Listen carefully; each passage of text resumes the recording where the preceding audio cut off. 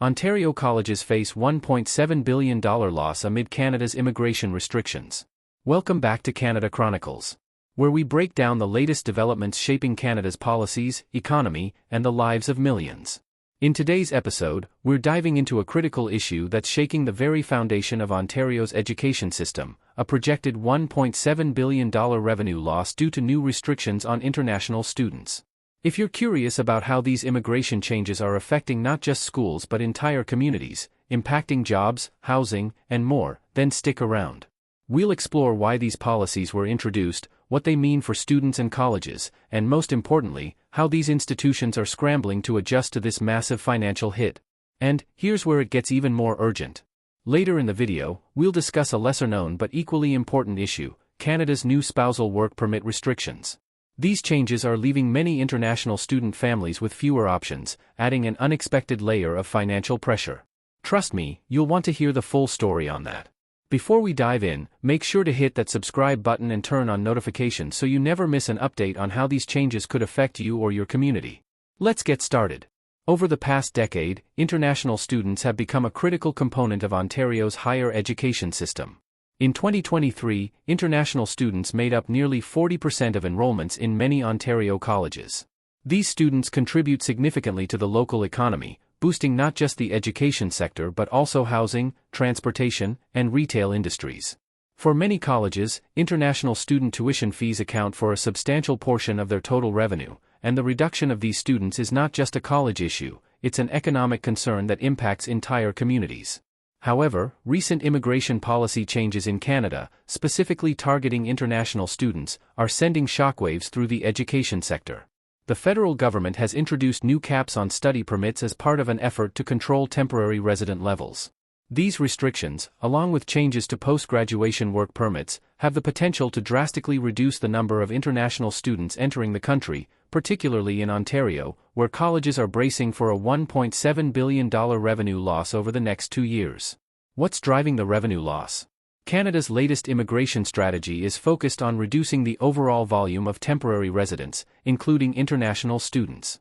The government has implemented caps on study permits, aiming to reduce the total number of temporary residents from 6.5% to 5% of the population by 2026. This means fewer international students will be granted permission to study in Canada, which has direct financial consequences for Ontario's colleges. International students often pay significantly higher tuition fees than domestic students. Institutions like George Brown, Humber, and Seneca College, which enroll large numbers of international students, will be hit hardest by this projected $1.7 billion revenue loss. Study permit cap. A blow to enrollment. In 2024, the Canadian government announced that study permits would be capped, reducing the number of international students by approximately 10%. For 2025, further reductions are planned, limiting allocations to 437,000, down from 485,000 in 2024. This will have a severe impact on Ontario colleges, where international students often make up a significant portion of total enrollments. With fewer students coming in, colleges may need to cut back on programs, increase class sizes, or lay off staff to cope with the decreased revenue. The cap is expected to stabilize by 2026, but the damage could already be done. Colleges that built their budgets around steady international student growth will need to adapt to this new reality of fewer students and lower income. Thanks for staying with us this far. We appreciate your time and hope you're finding this information valuable. Now, let's dive into a critical issue that has caught many by surprise and is adding even more strain to Ontario's colleges: the recent changes to Canada's spousal work permit eligibility. Spousal work permit restrictions. An unexpected blow. Canada has recently made significant changes to spousal open work permit eligibility. Previously, spouses of international students could qualify for a work permit while their partner studied. Under the new rules, only spouses of students in master's or PhD programs, or specific professional programs lasting 16 months or more, will be eligible for permits. This policy change, expected to reduce the number of spousal work permits by 50,000 over the next 3 years, adds another financial burden on international students. By restricting these permits, Canada risks discouraging potential applicants, further impacting college enrollments.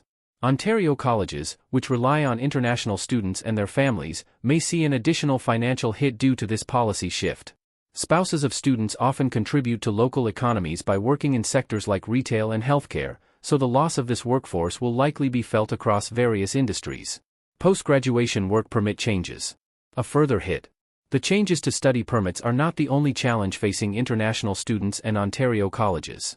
Canada has also altered its Postgraduation Work Permit (PGWP) program, which has long been a key factor in attracting students by offering the opportunity to work in Canada for up to 3 years after completing their studies. Starting in 2024, PGWP eligibility will be tied more closely to labor market needs. Graduates from programs linked to occupations in long-term shortage will be eligible for a full 3-year permit.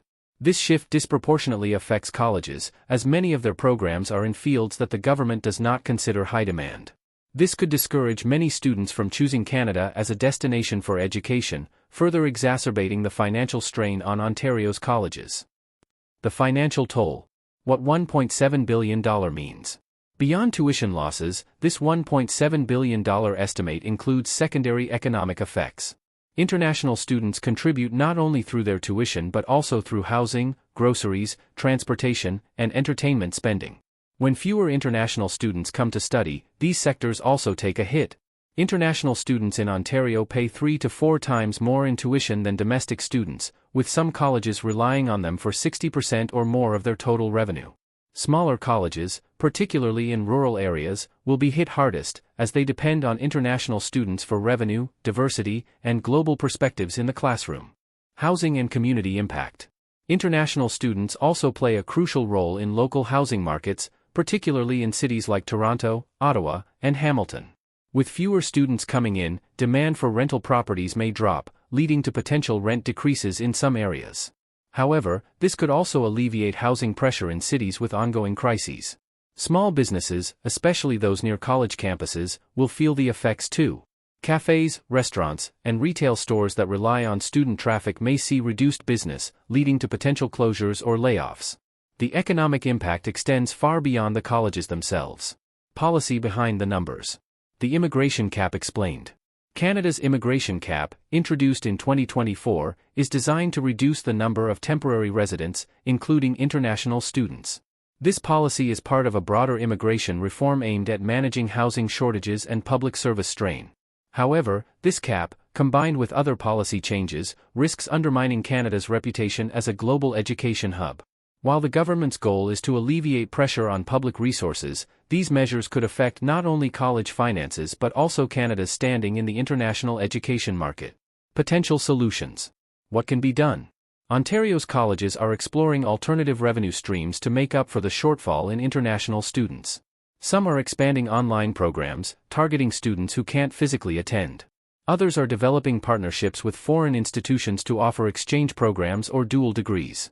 Additionally, colleges are lobbying for more flexible immigration policies, particularly regarding the PGWP program. They hope to align immigration policies with regional labor market needs, allowing them to remain competitive globally. Communities and local governments are also stepping in, offering support to colleges and businesses affected by the drop in international students. Increasing domestic enrollment, promoting vocational programs, and offering scholarships are some of the strategies being discussed to mitigate the impact. As we've seen today, Canada's new immigration policies are having far-reaching consequences. Ontario colleges face a $1.7 billion loss, and entire communities and industries are feeling the ripple effects. Stricter study permit caps, reduced post-graduation work opportunities, and spousal work permit restrictions are reshaping the landscape of higher education in Canada, placing more strain on international students and the institutions that depend on them. These policies will shape the future of Canada's education system and labor market, and it's essential that students, colleges, and policymakers adapt quickly to this new reality. Thank you for tuning in to Canada Chronicles. If you found this video helpful, don't forget to like, share, and subscribe to stay updated on the latest policy changes that could affect you. We'll be covering more important topics just like this, so be sure to hit the notification bell to get alerts on our newest content. Have any thoughts or questions? Drop them in the comments below, and let's keep the conversation going. Until next time, stay informed and stay engaged.